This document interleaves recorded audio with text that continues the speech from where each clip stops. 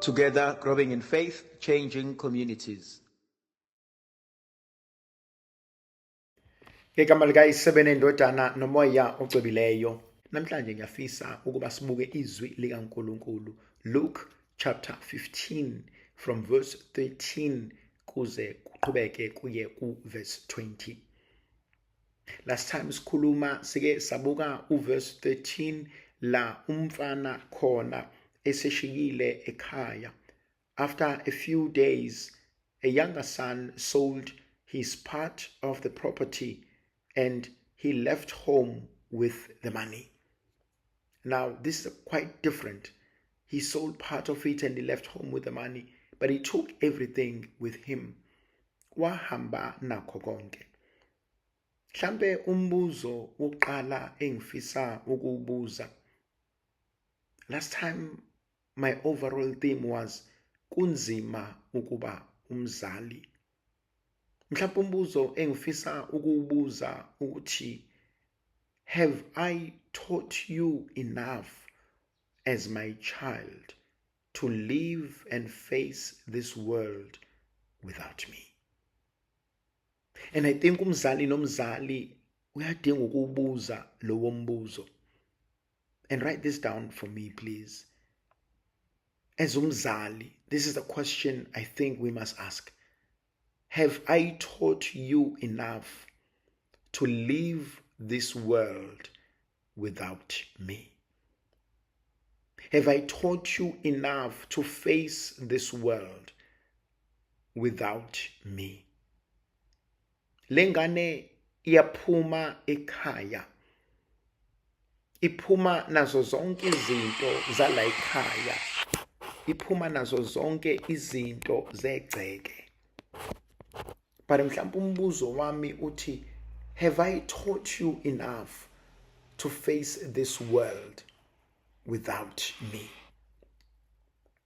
Uzokwazi yini mntanami ukuphila? Ngikunikile yini izinto? Yabona ithandwa zami, mhlambe inselelo kumina ilele ekutheni abantwana akusibo abethu.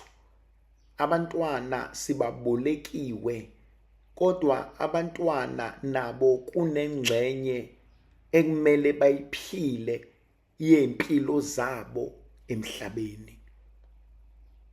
Ngeke ngithi mina kwesinye isikhathi mhlawumbe uNkulunkulu usuke wangithemba umzuzwana ngempilo kaSibanibani ukuthi ngicela mntanami ungikhulisele lengane.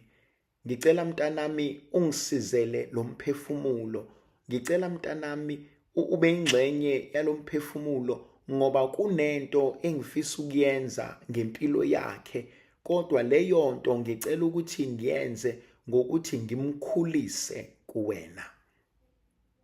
So kumina kunaleli joka elithi ezumzali awukwazi ukuyibalekela inkonzo yokuthi ngizokukhulisa. Ilento engangeke ngizwe kwesinye isikhathi kubazali bethi mntanami mhlambe ngeke ngikwazi ukuba umngane wakho. Mntanami mhlambe ngeke ngikwazi ukwenzela ukuthi nokuthi, kodwa nginesibopho sokukhulisa kahle phambi kaNkulunkulu. Khona ekufeni kwami ngiyokwazi mangima phambi kaNkulunkulu engibuza ngithi Nkosi, I did all that I could. Ngakwenza konke okungamandla ami. Ngakwenza konke ekwakufanele ngikwenze ngokubuka kwami, ngazama Nkosi. And so umbuzo kumina uthi, have I taught you enough to face this world without me? Lengane lithi izwi likaNkulunkulu iyaphuma manje ekhaya. Isiya ezweni lasemhlabeni. Isiyohlangana nabanye abantu. Isiyodlala nezinye izingane. Isiyophilisana nabanye abantu. Yabona ithandwa zami, kunalento ekumele singayibalekeli. Akuve kubhlungu ukubona umntwana phakathi kwabantu ovela ekhaya elingamprepayanga ukuhlala nabanye abantu. Ngihlezi ngikhuluma mina kwesinye isikhathi ngomntwana who's been spoiled throughout impilo yakhe. umntwana obenzelwa zonke izinto empilweni yakhe. Kwesinye isikhathi uyahlala njengomzali ubuke uthi le ngane angiyiboni iphila, le ngane angiyiboni isurvivor, le ngane indlela eyenza ngayo neyenzelwa ngayo, le ngane I can guarantee you either empilweni iyoba abusive or empilweni iyoba isigebengu ongeke isurvive, ngoba ayikwazi ukuzimela nokwenza izinto, ihlezi yona ifuna ukwenzelwa ngaso sonke isikhathi. And so kubalekile indlela engiphilisa ngayo, kodwa futhi mhlambe kunombuzo ekumele siwubuze, hlobo luni lomphako ingane eyaphuma nawo ekhaya? Kwase kuvuthiwe lokho kudla. Uyabona sisayingane sisafunda ukupheka, almost iningi lethu elafunda ukupheka sibancane, kwakwenzeka ngelinye ilanga upheke uphuthu olungavuthiwe, kwakwenzeka ngelinye ilanga upheke irice elingavuthiwe, kwakwenzeka nangelinye ilanga mupheke ujeqe ungavuthwa. Kodwa zo-3 lezi zinto engikhuluma ngazo ngaphandle zibukeka sevuthiwe. Uphuthu nje mulibuka nje la phezulu libukeka lu-right, kodwa muye ezansi njengomuntu osezansi muligoqoza ulibonda, uyarealize ukuthi hayibo lisayimpuphu. Nojeqe mubuka ngaphandle uyawubona engathi u-right, kodwa mufaka leya knitting needle uthi uyawufaka uyawubona ukuthi mubuye ezansi hayibo usabuya nesixavatho, uyabona ukuthi hayibo usabuya ne-dough awukakavuthwa. Ne-rice uthi libukeka lilihle emehlweni, kodwa umuntu liyaqhumuzela nje lento. Na umbuzo wami uthi mhlawumbe yena uyitshela ukuthi use-ready, yena uyitshela ukuthi usekhulile, yena uyitshela ukuthi usengakwenza, kodwa mhlawumbe akakavuthwa. And kwesinye isikhathi sasizwa, nofuna kwesinye isikhathi njalo sasizwa yiqiniso ababesitshela lona ukuthi hayi mntanami usheshile ukuliphula leli bhodwe, hayi mntanami lishile lona liphekekanga, hayi mntanami next time enza ukuthi. Thandwa zami, empilweni ngeke ngithi mina kuyasiza ukuba nomuntu ozokufundisa ngeqiniso. Engathi mangihleli manje ngithi uma wami walenza iqiniso, ubaba wami walenza iqiniso, ukhulu walenza iqiniso kumina.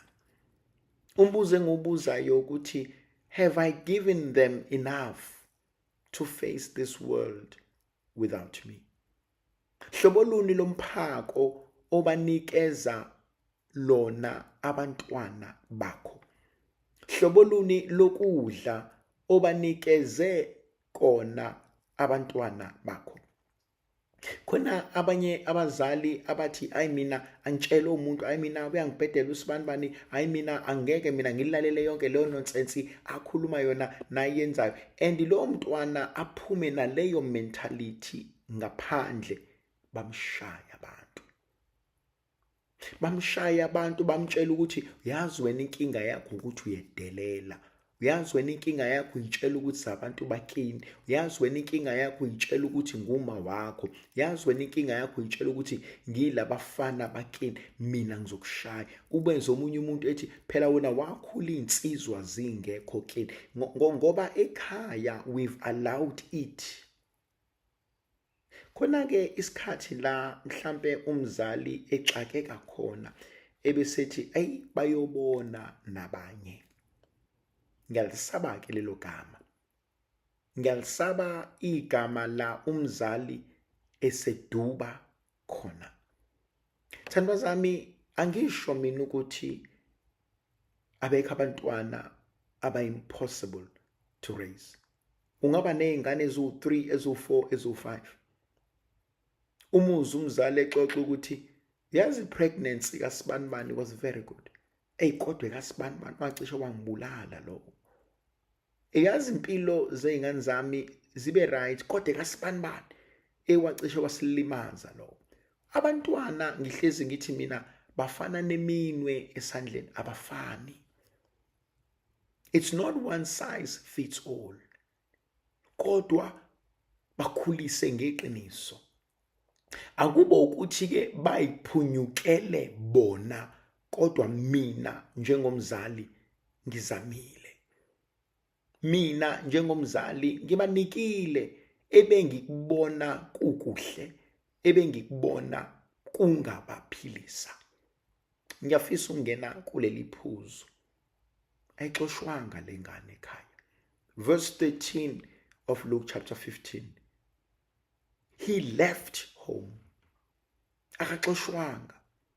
Akekho umuntu owathi kuyena angisakufuni la ekhaya.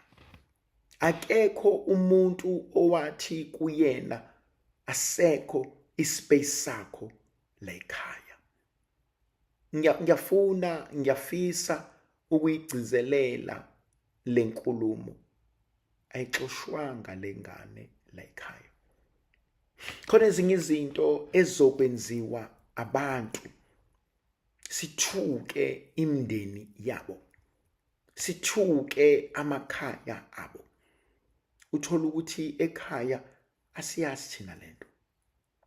Mina ngimazi ukuthi ukuhlaza, mina ngimazi ukuthi uyedelela, mina ngimazi ukuthi useyabhema, mina ngimazi ukuthi ubamba inkunzi, mina ngimazi ukuthi ubuhlupho onje emgaqweni.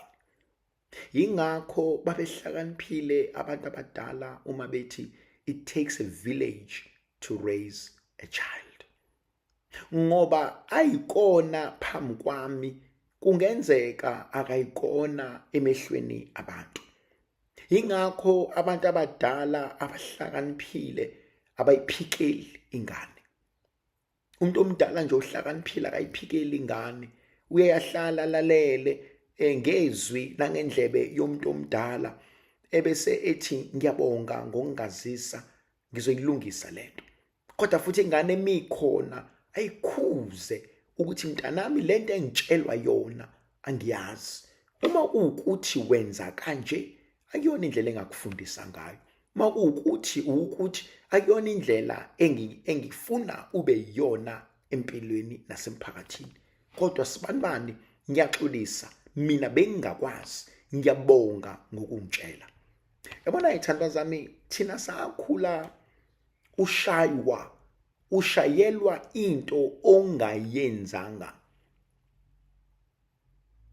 Because lento ekuthiwa uyenzile, lo owayekushaya wengavumelani nayo. Noma usuchazile-ke kuma ethi eyi mntanami ngiyaxolisa, kodwa mina leyanto bengingayifuni. And so kwesinye isikhathi siyambonga uNkulunkulu ngohlobo lwempilo esinikwe yona sikhula, to realize ukuthi ingane izolo ngithe ingane ingaqhatha. Ingane inganiqhatha niwumndeni, ingane inganiqhatha nishadile, ingane inganiqhatha nihlala ndawonye. Ingane inalento nje yokuba yiphixiphixa inyana mithandile. Ingane inalento nje yokuqamba amanga mithandile. Ingane inaleyo nto nje yokutefa mithandile, iteteme. And so uma uphila nabantu awukwazi ukuriska impilo yakho nabantu ngephutha elenziwe umntwana. Khona lento esakhula ngayo, hlala ekhaya. Hlala ekhaya. Wawuzwa kahle kuthiwa muhlala kini uzoba nani, mungavakashanga uzoba nani. Hlala ekhaya. Khona lento ekuthiwa umsebenzi awupheli. Ma ukuthi utshela usukhatheleke, gibela phe kombhede ulale. And you soon realize ukuthi babenziwa yini abantu abadala. Babebalekela kona lokhu. Babebalekela ukukhuluma. Babebalekela ukuthi usibanibani usefike wenza ukuthi. Usibanibani usefike wakhuluma ukuthi usibanibani usefike wathi lapho nina nithi ngusibanibani. Akekho umuntu othwala indaba njengengane. Iphuzu engifuna ukuhlala kulona kuverse 13, uma ephuma lo mfana uyaphi? Uma ethi uyaphuma nje la ekhaya uyaphi? Ngoba nanti nje ikhaya lakhe, naku nje umuzi wakubo, uyaphi? Thandwa zami, ngiyafisa sifundise abantwana bethu. Mntanami, funda ukwaneliswa onakho. Please write that down for me and make that a principle, a motto for abantwana bethu. Mntanami, funda ukwaneliswa onakho. Yabona sikhula empilweni, it became very clear. Esingenakho la ekhaya asinakho. Ungahambi ukufuna kweminye imizi. Mntanami, funda ukwaneliswa onakho. Yabona ithandwa zami, ngiyafisa ukuyiveza lento. Akuve kuyingozi ukufuna ukuphila i-lifestyle ongakwazi ukuyi-afforda. Akuve kuyingozi ukujwayeza umntanakho ukuphila i-lifestyle esihlulayo noma ezomhlula ukuyi-afforda. I'm not sure bangaki phakathi kwenu ithandwa zami abafunda ngale statement esithi ingane ayikwazi ukucela imali, ingane ayivunyelwe ukucela imali. Ekhaya wawushawa, muke wathi ucela imali. Ubona umuntu omdala uthi ngicela ungiphe imali. Bakhona babekhona ngicela bangiphamisela isandla abakhula kanjalo. Ukuthi nje wada wawubukwa ngeso noma wawushawa noma wawuthethiswa nje, ingane ayikwazi ukucela imali. And so sikhule with that principle. Awukwazi nje muyingane ukuthi ngisacela imali, ngicela 10, ngicela, because the argument was quite interesting. Ziwuthule izinto, awukwazi ukucela imali and awukwazi ukuthola ngemali egcekeni. And ziwuthule izinto musuqala uhlakanipha ubheka babebalekela ukuthi singantshontshi. Funda ukwaneliswa onakho. Wawuthethiswa kabi, ihlobo luni lengane elihamba licela imali, hlobo luni lengane elihamba lifunana nemali. And awukwazi ukuthi nje wena uzocela imali ngoba uzoyicela imali la ekhaya, uzoyicela nangaphandle. And kulula thina sikhula ingane intshontshwa. Kulula ukuthi uma uhamba ucela imali bazokubamba abantu ngoba wena uhamba ucelana nemali. Thandwa zami, sikhule siyingane ingekho lento yokucela imali, unqatshelwa.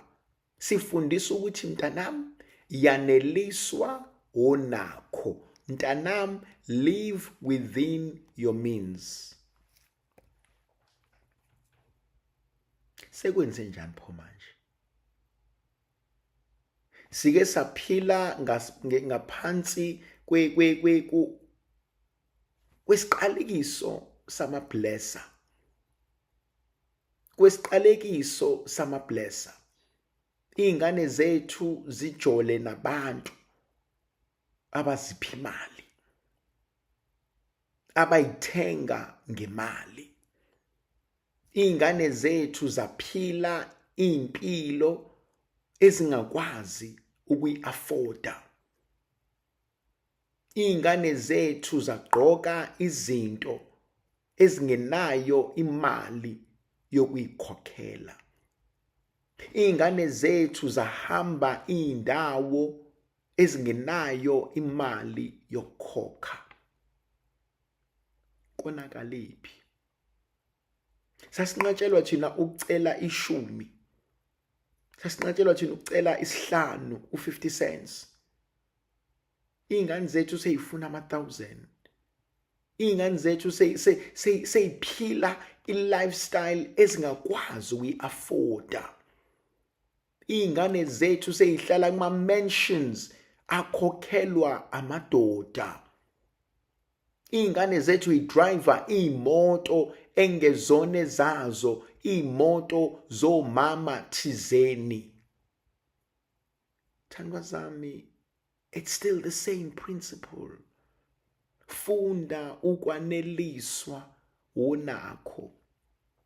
Ingakho kubuya kumina ukuthi meyiphuma la ekhaya, meyiphuma la ekhaya, hlobo luni lomphako aphume nalo, hlobo luni ley'mfundiso aphume nazo. Ukuthi mntanami, mina angikaze ngikuthengele lento oyigqokile, angikaze ngikufake lezi zinwele, and imali engikunika yona, yabona ithandwa zami, ayikho into ebuhlungu then ukwehla uye la izansi eThekwini ubone iy'ngane ey'ncane zidayisa ngomzimba, and you realize lezi iy'ngane ey'ncane y'funda la kuma-institutions.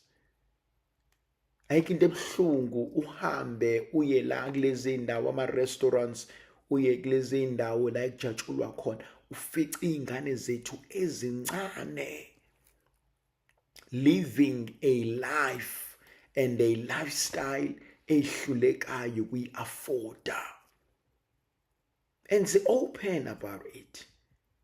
You know, the most sad part is that we have made that which is ihlazo fashionable. Abasasaba abantu ukucela imali, abasasaba abantu ukudimanda akuzonde mungasakwenzi. Abantu abasalisabi ihlazo, abantu abasayisabi into ethunaza ikhaya ovela kulona. Khona umehluko phakathi kokuxakeka nokufida i-lifestyle. These are two different things. I-lifestyle has nothing to do with ukuxakeka. Khona umehluko phakathi komuntu oxakekile nomuntu one-lifestyle okumele ayi-maintaine. Asiqhubekeni siye ku-verse 14, ithandwa zami. He spent everything he had. Then a severe famine spread over the country, and he was left without anything. Mhlawumbe kunegama ekumele silifunde, kuzophela. Ziyayizithi-ke iy'ngane manje kuzophela sofana, kodwa bengifuna ukuthi kuzophela. Khona igama elibalulekile esiZulwini elithi okungapheli kuyahlola. Kunegama elibalulekile esiZulwini ongapheli kuyahlola. And ngiyafuna ukisho le kuzophela. Asibafundiseni abantwana bethu. There are two things engifisa ukukhuluma ngazo lapho. First one is always influenced by iphupho uNkulunkulu aliveza kuFaro, and leli phupho bonke liyabahlula ukulichaza except uJosepha. uFaro uphupha izikhwebu zombila ezikhuluphele ezinkulu ezu7 nezincane ezizacile ezu7. Uphupha uFaro inkomo ezu7 ezikhuluphele nezu7 ezizacile. And in both occasions, kwizikhwebu zombila kanye nenkomo, lezi ezizacile zidla lezi ezikhuluphele. Thandwa zami, write this down. Kuzophela. Kuzophela. Akukho ngapheli. akukho ongapheli. Ingakho umthandazo wamaRoma nguthanda, ngiyazi ukuthi ngiyakufa. Ngiyazi ukuthi ngiyakufa. Kuzophela. Ukuhlupheka kuzophela. Usizi luzophela. Inyembezi zizophela. Nengiqhoshe ngakho kuzophela. Kuzophela. Uyabona empilweni masane uphile wazi ukuthi nalokhu kungaphela noma inini. Uyophila uhlonipha. Uyophila uqaphela. Uyophila njengomuntu. Kuzophela. uNkulunkulu angangibusisa ngezinto eziningi empilweni engiyiswelayo, engiyidingayo.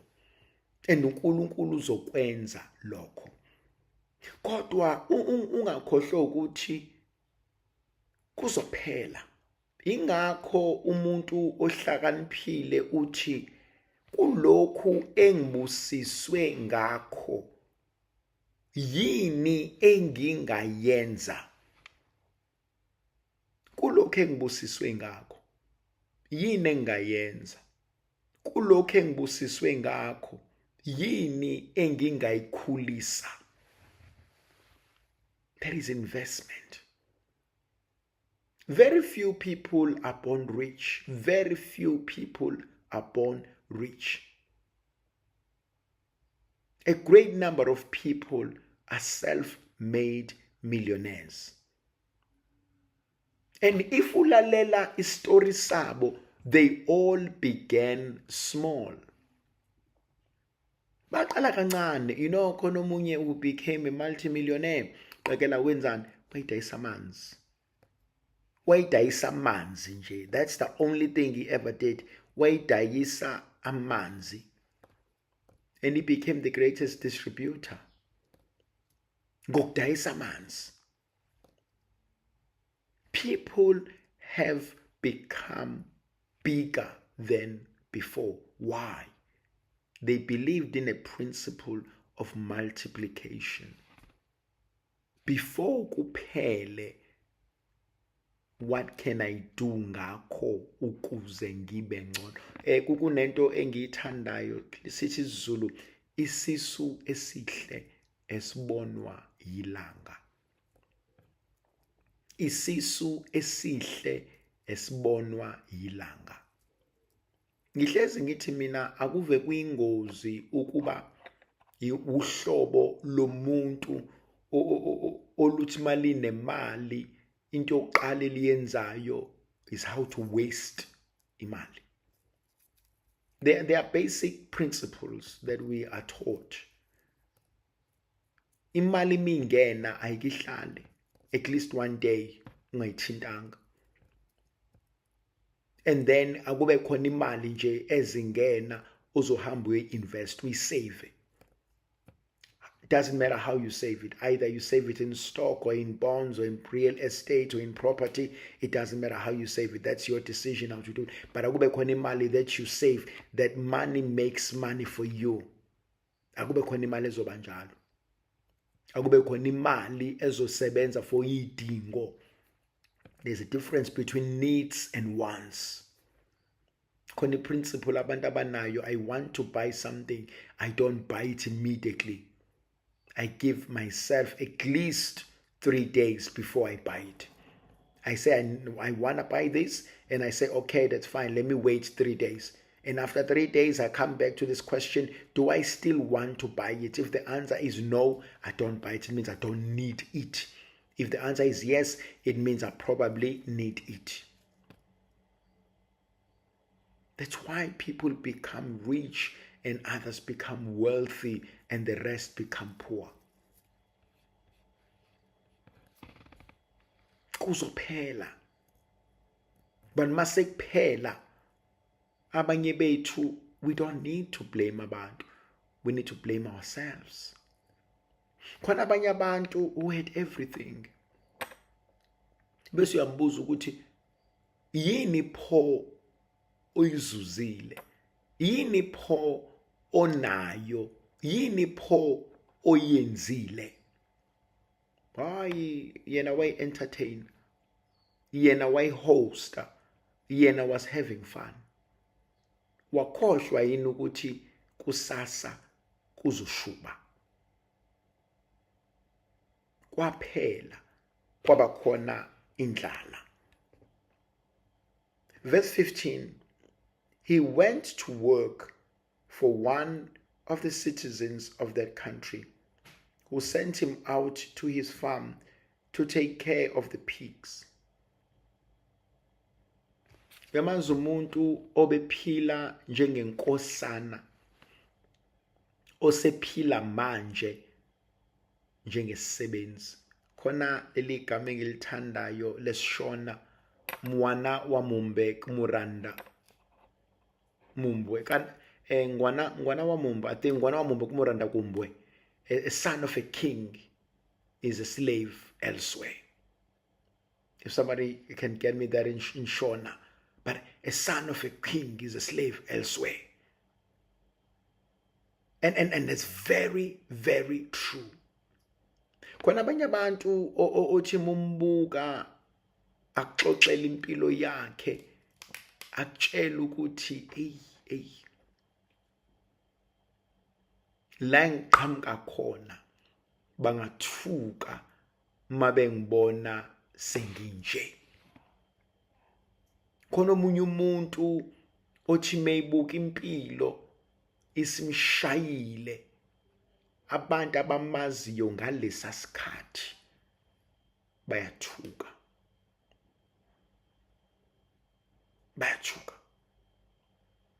And you realize ukuthi a son of a king is a slave elsewhere.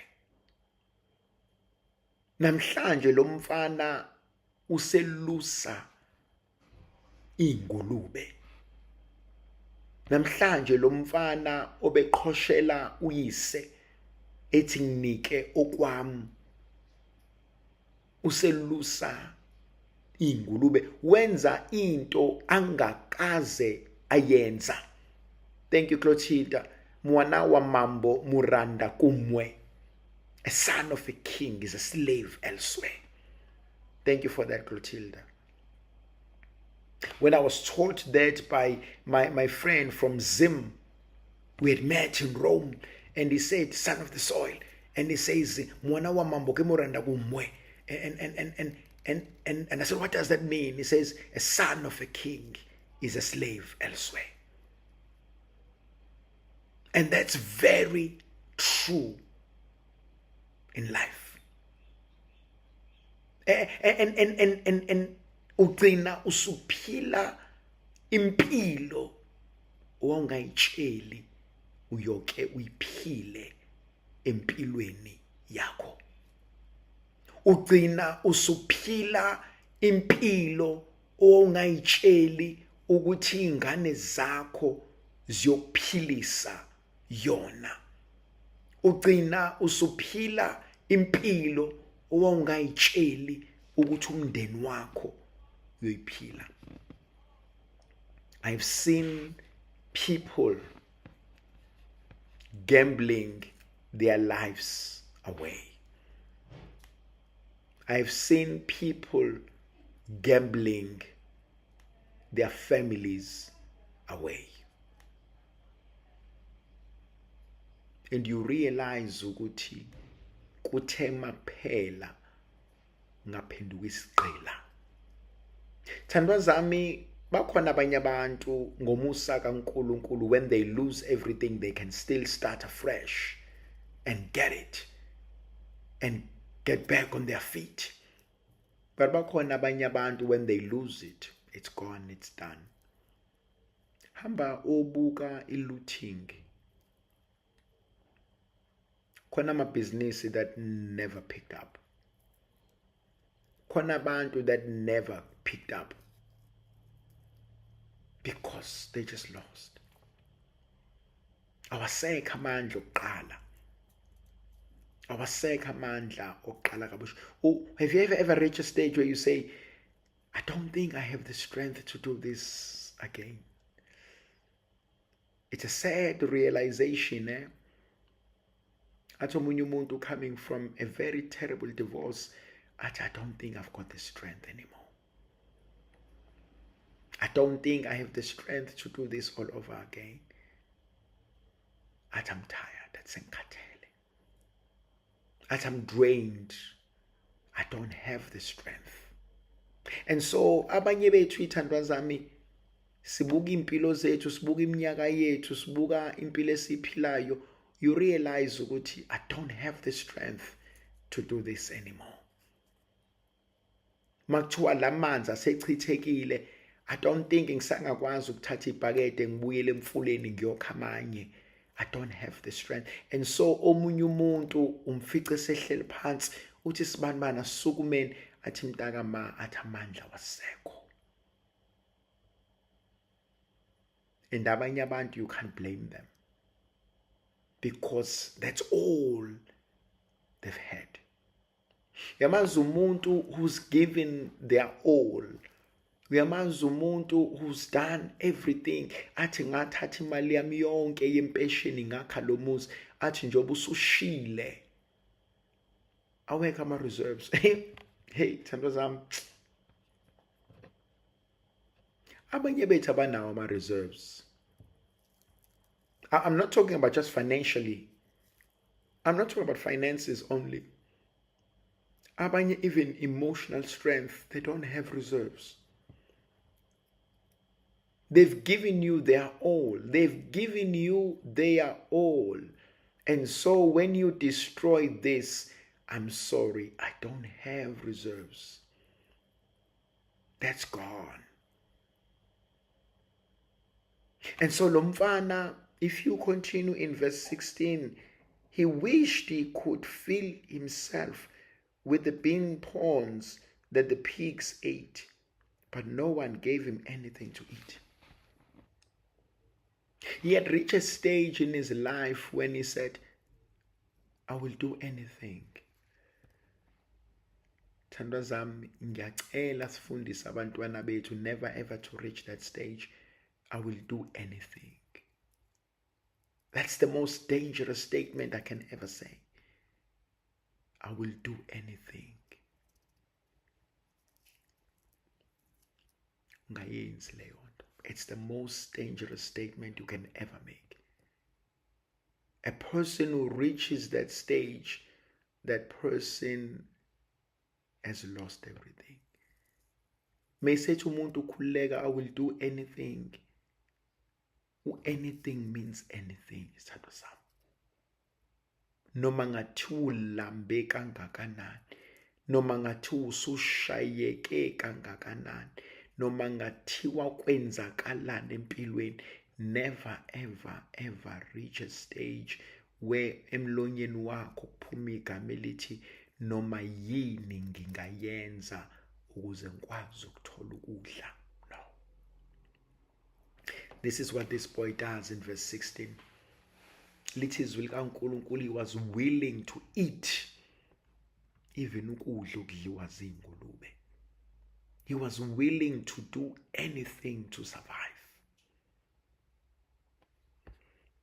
Thandwa zami, ikusasa alaziwa.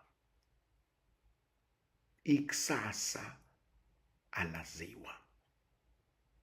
Ingane enhle esebenzela ekhaya. Asike siyofunda from ezalukwazini. Asike siyofunda from ezalukwazini. Yabona izalukwazi zayithukusa, zayifihla. Ubobona emakhaya. Funda ukuba umuntu okwazi ukufihla. Uthola ukuthi bekunento athi hayi kunento engikufihlele yona. Ngibonile ukuthi bese kuningi, bese kuphithizela, kodwa kunento engikufihlele yona. Yingakho sinomancishana. Khona mabebuya kusasa kube khona into esobanika yona. Ingakho amavovo singasheshi ukwalahla.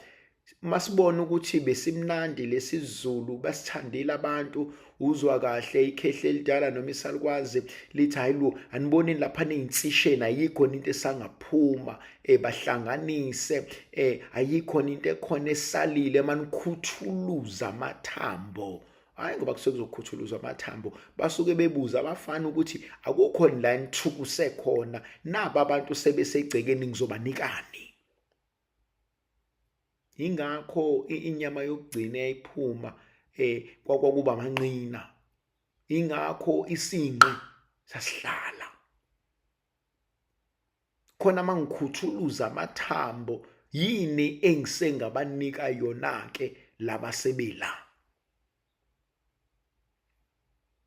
You can't just spend everything at a go. Just because nginakho manje, khona labantu abanale belief ukuthi hayibo enjoy imali yakho while you can. Yes, I believe in that. Kodwa ungakhohlwa ukuthi ikusasa likhona. Ungakhohlwa ukuthi ikusasa likhona, futhi ikusasa lizobe libhekene nawe wedwa. So bese sihambile thina so enjoy ukufika sihlale emcimbini nakuma celebrations osenzisa wona nosenzela wona, kodwa kusasa sokushiya. Lo mfana was so desperate, and desperation is a dangerous game.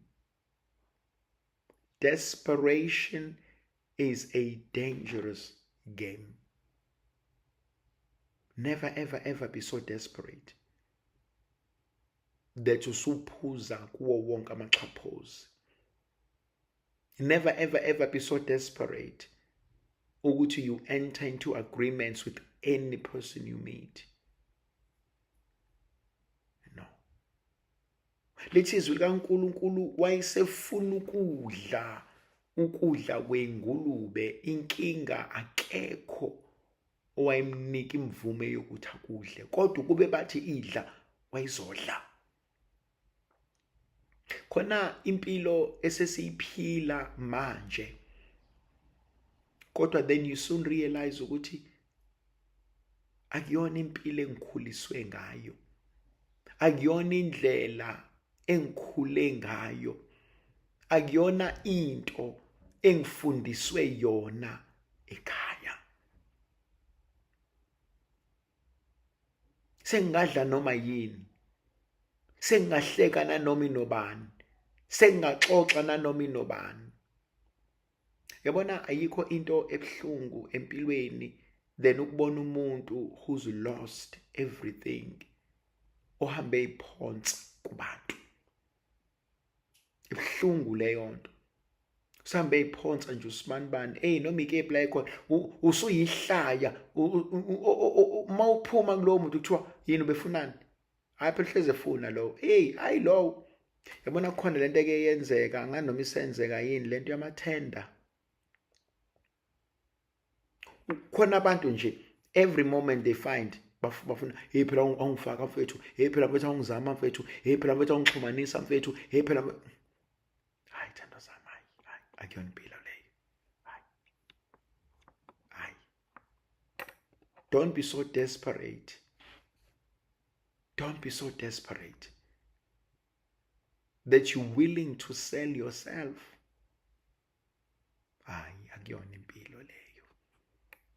Impilo isibizela ekutheni zihloniphe, uhloniphe nabanye abantu. He was willing ukudla kwengulube. In his mind he said, I'm willing to eat this. But there's something that happens in verse 17. In verse 17, something happens. He remembers who he is. At last, he came to his senses and he said, all my father's hired workers have more than they can eat, and here I am about to starve. Write this down for me. This is important. He remembered who he is. Write this down for me. Know whose you are. Zazi ungokabani. Know whose you are. Know to whom you belong. Verse 17 becomes a game changer. Know whose you are. Know to whom you belong. Zazi ungokabani. Yabona ukona konke, he had forgotten ukuthi ungokabani. Yabona ithandwa zami, kahle kahle sishaywa ukuthi sesikhohliwe ukuthi to whom do I belong. Sesikhohliwe. To whom do I belong? Ngingokabani. Know to whom you belong. And verse 17 reminded him. Yabona, ngiyayithanda into eyenzeka kulomfana. Because lo mfana ithema zimshaya izinto. Ababangakhona abantu abafike bamkhushina. Ababangakhona abantu abafike bamduduza. Ababangakhona abantu abafike bathi ayisinawe. He was forced to be by himself. He was forced to be alone. He was forced to remember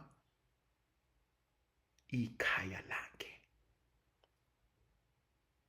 Yabona, sometimes the biggest decisions, the best decisions we make them when we are in our lowest. Sometimes the biggest and the greatest decisions we make them when we are at our lowest.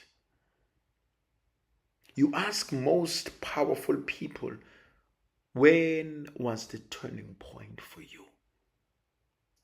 It's when they were at their lowest. Yabona omunye uyokutshela ukuthi I had lost everything and I knew I was dying. And at that moment, when ingane yami ingifica ngikhala, I knew I didn't want that for him or her anymore. And ngabhukula.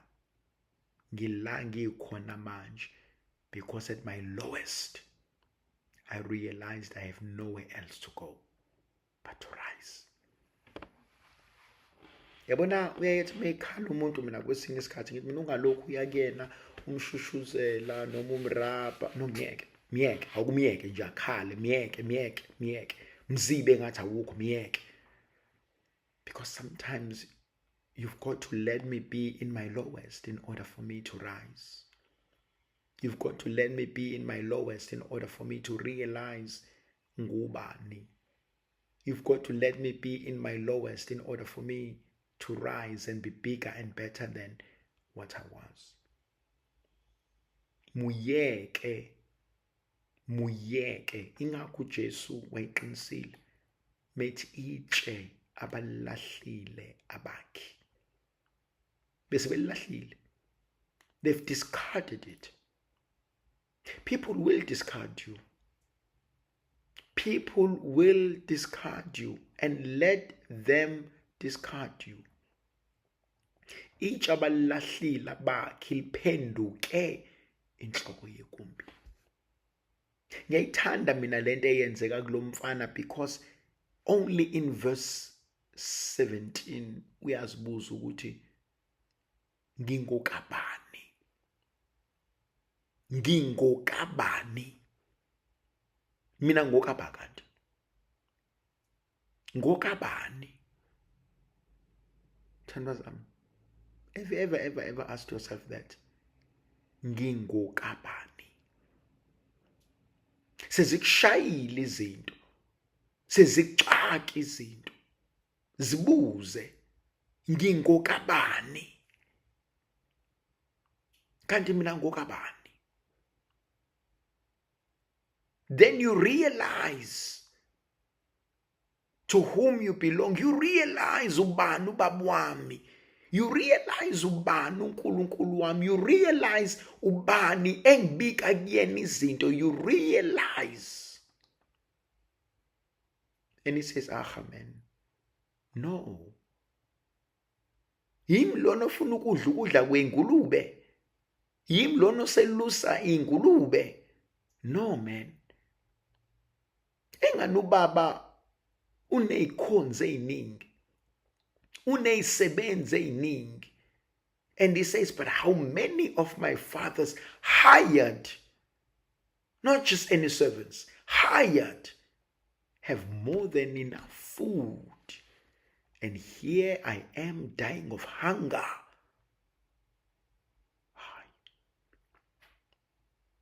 Kanti ungokabani? Yabona ayike into emnandi manihleli emakhaya kukhona amakhehla nezalukwazi mangena ingane esingayazi bese kuthiwa ukabani lo? Ukabani? Mhlambe makukhona into eyenzakalayo esigcawini iyaqephuza lengane iqephuze bese kuba khona ikhehla elidala lithi ekabani lengane. Mambe mbone egcekeni ehamba okabani ke lo? Whose father are you? Whose child are you? Whose mother are you? Whose daughter are you? Uyingane kabani? Ubani okukhulumelayo? Ubani obika indaba yakho? Ubani oxoxa izinto zakho? Wanikelwa bani? Uthi no. Uthi no. Uthi no.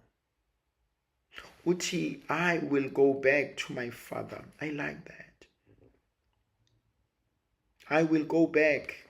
I will get up and I will go to my father and I will tell him I have sinned against God and against you. There are few things he does. The first one, he says, I will get up. Ngikhathele ukuhlala phansi. I will get up. Thandwa zami, ngicela ukulisho leli qiniso elibhlungu. Akekho ozokwenzela. Ngicela ungibhalela phansi.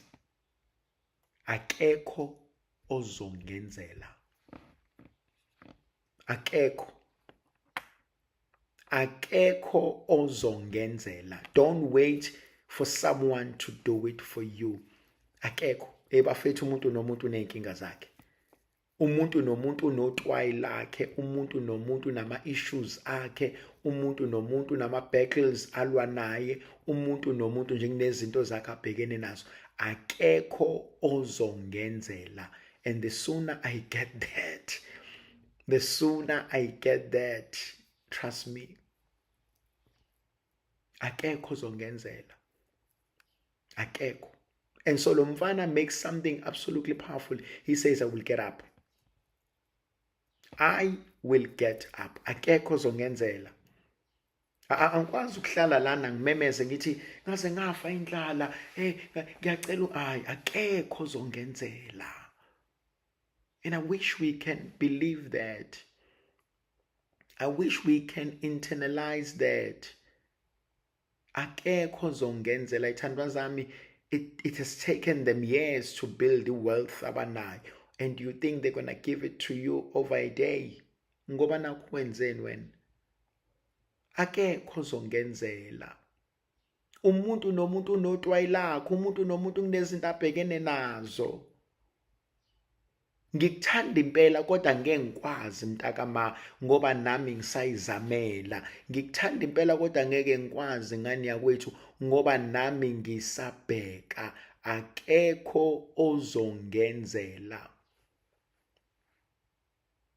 Akekho. Nami ngisabheka, nami ngisazama. And the sooner we do that, the healthier we live with each other. Akekho ozongenzela. Umuntu nomuntu ubhekene nento yakhe. Umuntu nomuntu kunezinto zakhe kumele azenze. And so lo mfana realizes that. He says, I will get up. Ngizosukuma. Sukuma mntakama. Musukuhlala phansi. Musukuzonda abantu uthi abakusizi. Musukuzonda abantu uthi abakulekeleli. Musukuzonda abantu uthi abakuphi. Musukuzonda abantu uthi abakwenzeli. Thina sikhule kuthiwa engani unazo nje izandla awuzenzeli ngani. Kanti usunqunyiwe nezandla awuzenzeli ngani. Kunabantu namhlanje abakuzondayo. Bakuzondela ukuthi bathi wena ubasizanga. Kunabantu namhlanje abakhulumisi bakuzondela ukuthi bathi wena ubasizanga. Mntakama, vuka, sukuma, uzenzele. Yabona khona into evame ukushiwo abantu abadala, ngeke ngifike ngithenga ukudla ngikulethe la ekhaya. Ngikupheke, sengikuphekile, nginike kona, senginikile kona, ngiphinde ngigeze izitsha. Hayi ngeke, niyangijwayela. Usuke sephakathi kabuhlungu umuntu omdala mesesho njalo. Athi ngeke, niyangichaphaza phela nina. Kanti yini kahle hleli ifuna kumina? Mntakama, ibalekile lento. Vuka, sukuma, uzenzele. Balekile. Vuka, sukuma, uzenzele. Wena wahlezi umemeza ulele phansi, wanqunywa izandla yini? Write these words down. Vuka, sukuma, uzenzele. These 3 words nje ave balekile. Vuka, sukuma, uzenzele. Vuka, sukuma, uzenzele. It's VSU. Vuka, sukuma, uzenzele. Musa ukulinda abanye abantu. Vuka, sukuma, uzenzele. Ngoba uyakwazi. And so lo mfana ngiyayithanda into uthi ngizosukuma. I will get up and I will go to my father. I will get up, I will go to my father. And I will say to him, I have sinned. Vuka, sukuma, uzenzele. Face i-reality. Mntakama, namhlanje anginakho ngoba enganginakho ngadlala ngakho. Namhlanje anginakho ngoba enganginakho ngangitshela ukuthi ngeke kuphele. Face it. Thandwa zami, stop blaming everyone for everything that goes wrong. I must stop blaming everyone for everything that goes wrong in my life. Write that down for me. Thembelani, I must stop blaming everyone. Akuve kulula ukublame abantu when everything goes wrong. No. Sometimes abenza ngalutho abantu. I must stop blaming everyone for everything that goes wrong. I must face my reality. I must face it. I must stop blaming everyone.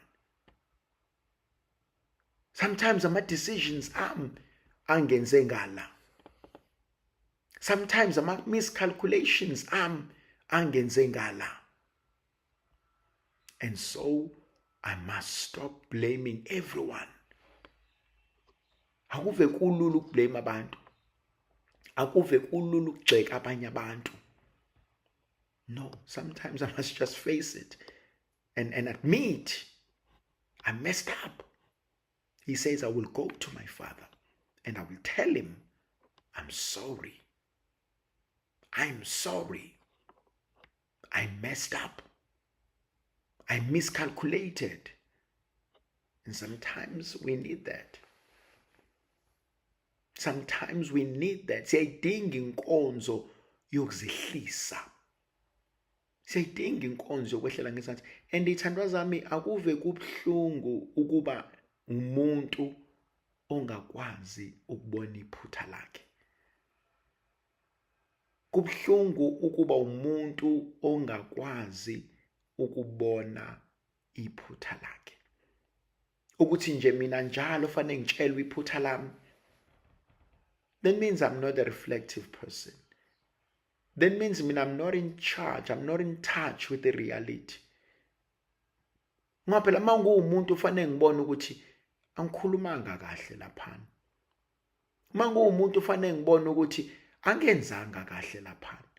Manje umuntu ufanele ngibone ukuthi hayi bekufanele ngenze differently laphana. Manje umuntu nje ufanele ngilazi, ngilibone futhi iphutha lami, ngingalindi ngize ngitshelwe. Uthi I, Thembelani, must stop blaming anyone else, but I also must acknowledge I have messed up. I have messed up. I have made a wrong decision. He says to his father, he says, I have sinned against God, but I've also sinned against you. I have done you dirty. I have done you wrong. Ngiyacela ungixolele. Verse 19. I no longer deserve, I'm no longer fit enough to be called your son. Treat me as you would your hired workers. I'm no longer fit enough to be your son. So he got up and he started to walking back to his father. He got up and he started walking back to his father. And I want to stop there. I don't want to talk about the reaction kababa. He got up and he started walking. I wish we can do that. Sukuma. Start walking towards your destination. Sukuma. Hey, my God. Mhlaka namhlanje. Mhlaka 23, I think. Imagine if, I think today's the 23rd, I think. Imagine if you took a decision today and said, namhlanje, thank you. Today's the 23rd, thank you. Uthi namhlanje, I'm walking towards my destiny. I'm walking towards my destiny. Imagine if today you made that decision that I'm walking towards my destiny. Lithi izwi likaNkulunkulu, he got up and he walked back to his father. And I want you to write this down. Today, I am walking towards my destination. This is my divine destination. I'm walking towards my destiny. I'm walking towards into uNkulunkulu angibizele yona. Ukuthi namhlanje is the day I decide. Namhlanje is the day I walk towards icebo likaNkulunkulu ngami. Angisakwazi ukulinda. Angifuni futhi ukulinda. Kodwa namhlanje, you know, one of the most beautiful things masivakashe einkonzweni ezihlanganisile. Umuzwa umuntu ethula ubufakazi ethi kwakuyisonto ekseni ngilalele iRadio Khosini kwangena umfundisi uSibanibani washumayela uthe sashumayela ngezwe into kumina and ngasukuma ngakhuleka kanye naye ngangikade ngihlele ekhaya athi omunye mhlambe ngangikade ngiphethe amaphilisi ngithi ngiyabulala athi omunye ngangiphethe isibhamu ngithi ngiyabulala athi omunye ngangikade ngihleli ngithi sekuphelile ngami athi kodwa ngezwe leya ntshumayelo athi that day my life changed. Father Linda Zwane wrote a beautiful book, and then I wrote a foreword in that book. I forgot the name of the book, but I wrote a beautiful book, and in that book he tells a beautiful story of a young man owayekade ehamba efaka ama-pamphlets emzini womuntu, njalo mefika efaka ama-pamphlets emzini womuntu wayengqongqoza ashiya i-pamphlet, and on this particular day wafika emzini walomuntu wangqongqoza angaphenduli umuntu, and the young man had all the time in the world. He kept knocking, and eventually at the end aphume lo mama ediniwe ecasukile. The young man looked at him and smiled, and wathi introduce wathi igama lami nguSibanibani, I came to give you this pamphlet about our church, please come and visit us. Wadinwa lo mama, wayithatha ipamphlet washaya isicapha wahamba umfana kanendaba. Couple of months later uyafika umama esontweni uyasukuma makubusiswa abantu ebesethi lo mama ngiyayikhetha inkosi namhlanje. Bese beyabuza abantu ukuthi awuyini kwenzakaleni, ebesethi lo mama on a particular day ngangikade ngisendlini yami ngangifuna ukuyibulala kahle ngase ngigibele esihlalweni ngithi ngiyayilengisa, and at the moment just before ngiyilengise there was a knock at the door, and I thought uzohamba umuntu, but it persisted, and I realized, let me get rid of this person. And uthi ngehla and mangiphuma nangu lo mfana wangicasula kodwa ngayithatha le pamphlet khona ezohamba. Uthi that boy saved my life. That boy saved my life. And so namhlanje I walk towards my destiny. Namhlanje I make a decision to walk towards my destiny. Namhlanje I make a decision la ngithi khona angisafuni ukukhala. Namhlanje I make a decision la ngithi mina ngikhathele ukubalisa. Namhlanje I make a decision la ngithi mina angisophinde ngiblame umuntu ngezinto zami. Namhlanje I make a decision ukuthi angisophinde mina nabantu abami silambe. Namhlanje I make a decision that I'm walking towards my destiny. Ngifuna ukuthi namhlanje uNkulunkulu sangawenza umehluko. Namhlanje uNkulunkulu sangawenza umusa. Namhlanje uNkulunkulu usangayiguqula izinto. Namhlanje uNkulunkulu sangawuzuza umoya wami. Namhlanje uNkulunkulu usangangisula inyembezi. Namhlanje uNkulunkulu usangawavala amanxeba. Namhlanje uNkulunkulu usangawenza umehluko. Namhlanje uNkulunkulu usangayizuza impilo yami. As we see it on Luke chapter 15 verses 11 to 20, verse 20 says he got up and he started walking back to his father. And I'm saying he started walking back to his destiny. He started walking back to his future. Bengifuna ukuthi sewukhale kwanela. Sewubalise kwanela. Sewubathuke kwanela. Sewubaqalekise kwanela. Now is your time. Now it's my turn. Walk back to your destiny. Walk back to what God is calling out for you. Walk back entweni uNkulunkulu akubekele yona.